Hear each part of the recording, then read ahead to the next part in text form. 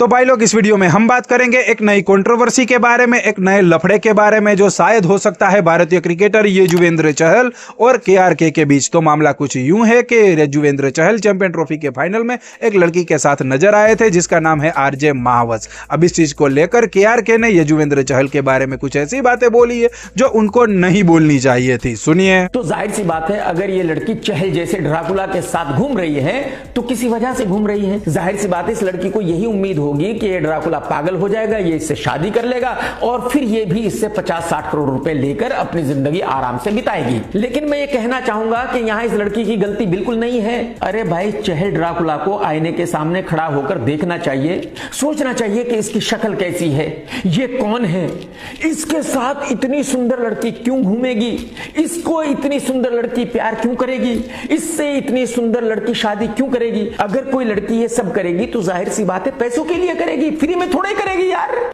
तो सुना आपने। अब देखना यह है कि इन दोनों में से कोई भी इस बात का रिप्लाई केआरके को करता है या नहीं। चलिए आगे बढ़ते हैं और अब बात करते हैं सुनीता विलियम्स के बारे में, जो पिछले 10 महीनों से इंटरनेशनल स्पेस स्टेशन पर फंसी हुई है। वो वहां पर गई तो महज 8 दिनों के लिए थी, पर वहां पहुंचते ही उनके स्पेस रॉकेट में कुछ खामी आ गई थी जिसके कारण वो वहीं पर अटक गई। नासा ने अपार मेहनत की पर सफलता नहीं मिली, उनके वापस आने का कोई रास्ता नहीं बन रहा था। फिर एंट्री होती है एलोन मस्क की। उनकी कंपनी स्पेस एक्स ने महज 10 महीनों के अंदर एक ऐसा स्पेस रॉकेट तैयार कर दिया जो इंसानों को लेकर इंटरनेशनल स्पेस स्टेशन तक पहुंच गया है। अब जिनकी ड्यूटी वहां पर होगी वो वहीं रुक जाएंगे। सुनीता विलियम्स और उनका एक साथी 19 तारीख तक पृथ्वी पर लौट आएंगे। तो ये होता है ओरा विश्व गुरु वाला काम। पूरी दुनिया के पास मौका था, 10 महीनों का वक्त भी था। वो भी चाहते तो रॉकेट बना सकते थे और सुनीता विलियम्स को वापस ला सकते थे और पूरी दुनिया में अपनी धाक जमा सकते थे कि देखो हम कितने एडवांस हो चुके हैं। पर नहीं, ये चीज किसी के लिए भी संभव ना हो पाई। यहां तक कि नासा भी ये चीज करने में असफल रहा,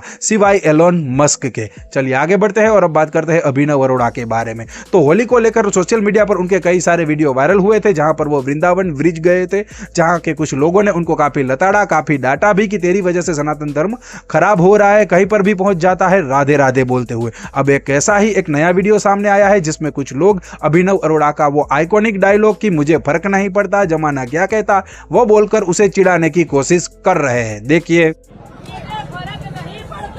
जमाना क्या कहता है, वृंदावन की लस्सी पी लीजिए।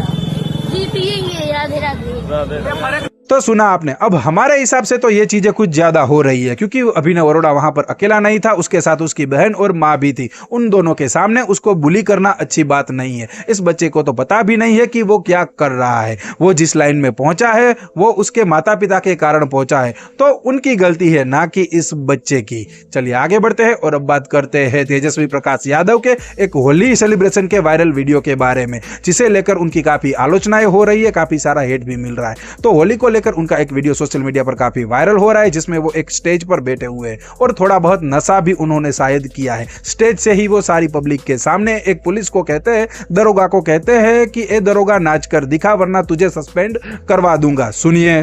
अभी सुनिए। ए सिपाही, ए दीपक, एक गाना बजाएंगे उसमें तुमको ठुमका लगाना, ठीक है? बुरा मत मानो, होली है, आज नहीं ठुमका लगाओगे तो सस्पेंड कर दिए जाओगे। बुरा मत मानो, होली है। बाबा हरि हर नाम। अब जब से ये वीडियो सोशल मीडिया पर सामने आया है तब से लोग भर भर के तेजस्वी प्रकाश यादव को क्रिटिसाइज कर रहे हैं, ट्रोल कर रहे हैं, हेट दे रहे हैं। लोगों का कहना यह है कि बिहार चुनौतियों से नहीं पर इस जैसे गवारों से परेशान है। अब आप इस बारे में क्या सोचते हैं कमेंट में जरूर बताइएगा। अब बात करते हैं ECL सीजन 2 के बारे में, जिसे ठगेश और लव कटारिया की टीम चेन्नई ने जीत लिया है। फाइनल में उनका मुकाबला था फुकरा इंसान की टीम बेंगलोर के साथ। बेंगलोर यहां भी फाइनल मैच हार गई। पर हम यहां पर बात करने वाले हैं बॉबी यादव के बारे में, जो कि इस साल के सबसे महंगे प्लेयर थे और उनको खरीदा था अनुराग द्विवेदी की टीम लखनऊ ने। टूर्नामेंट शुरू होने से पहले वो इस सीजन के सबसे महंगे खिलाड़ी तो थे ही, पर टूर्नामेंट खत्म होते होते वो सबसे बड़े फ्लॉप खिलाड़ी भी बन गए, क्योंकि इतने महंगे प्लेयर होने के बावजूद उन्होंने पूरी सीजन की 8 इनिंग्स में सिर्फ और सिर्फ 59 रन बनाए टोटल, और उसमें भी 18 उनका हाईएस्ट स्कोर था। रील पर लंबे लंबे छक्के लगाने वाले बॉबी यादव 30 यार्ड की बाउंड्री वाले मैदान में बुरी तरीके से फ्लॉप हो गए। अब बात करते हैं लव कटारिया के बारे में तो फाइनल मैच जीतने के बाद लव कटारिया ने अनुराग द्विवेदी को रिप्लाई किया है। तो मामला कुछ यूं है, शायद आपको पता ही होगा कि फाइनल से पहले वाले मैच में लव कटारिया और अनुराग द्विवेदी के बीच मैदान में थोड़ी बहुत तू में हो गई थी, बहस हो गई थी। अब इसी चीज का रिप्लाई देते हुए लव कटारिया ने कहा है कि जो चीजें हमारे बीच हुई थी वो सिर्फ मैदान में हुई थी, बाहर तो हम भाई है। अगर मुझे कुछ चाहिए तो मैं उससे मांग लूंगा और अगर उसे कुछ चाहिए तो वो मुझसे मांग सकता है, हमारी ओर से कुछ भी नहीं है। सुनिए। कटारिया भाई, ऐसा लोग कह रहे हैं कि कहीं ना कहीं कटारिया जीते तो एल्विस भी जीते हैं। बिल्कुल भाई। तो कल अनुराग भाई के साथ आपका थोड़ा हो गया, तो उन्होंने आपको चैलेंज भी किया था कि फाइनल में मिलेंगे और वो कहीं ना कहीं ना पहुंच पाए। इस पर आपका क्या कहना है? भाई यार मैं क्या ही बोलूं,